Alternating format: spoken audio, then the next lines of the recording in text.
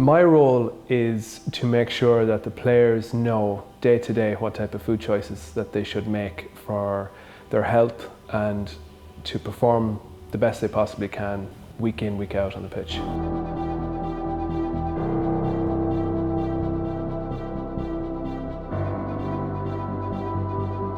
The 36 to 48 hours before a game is particularly important. So that's the period of time where the players really fuel up leading into the game.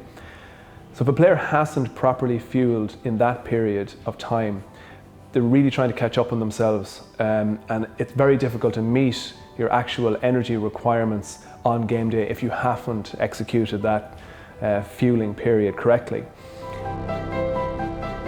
In the morning they would have porridge with fresh berries, nuts and seeds. Then they would complement that with some eggs and some mushrooms and grilled tomatoes. They have their refuel after a pitch session. Sometimes they have it beforehand. That's usually rice or potato or noodles with a beef stir fry, chicken stir fry or chicken breast, or they could have a beef bolognese or something like that. Then they would have another recovery smoothie in the afternoon, and that again would be things like bananas, fresh berries, yogurt, whey, and just to change it up, it might be made with apple juice or with grape juice or orange juice or something like that.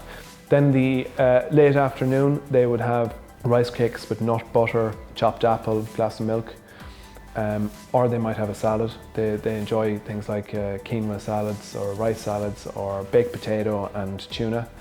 And then they would, in the evening, have a large dinner of mixed vegetables.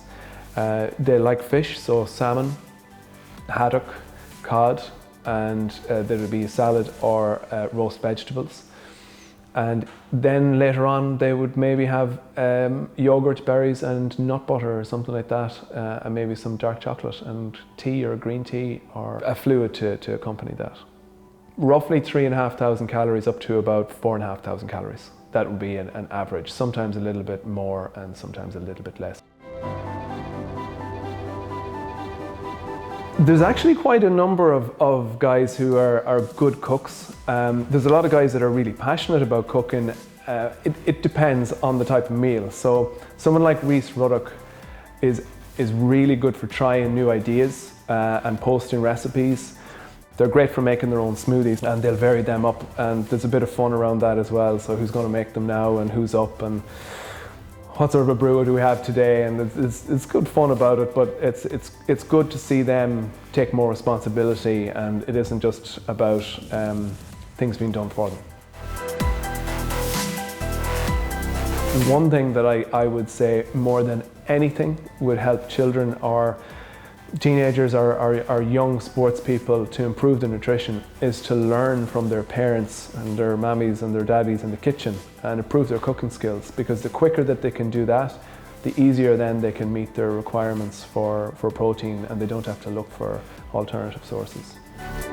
What I have learned more than anything, being in this environment and even working with the Dublin senior footballers, is that it is about consistency of anything that you do that results in great outcomes.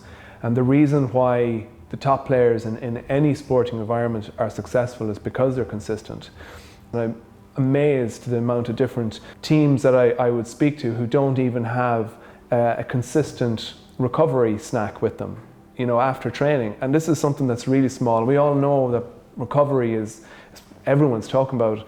But if you're not consistent with your recovery, if you got a flavoured milk with you, if you got a piece of fruit, if you got some mixed nuts and raisins, and if you do that every single day, then you recover a little bit better, you get a little bit stronger, you grow optimally and you get the most out of your training sessions.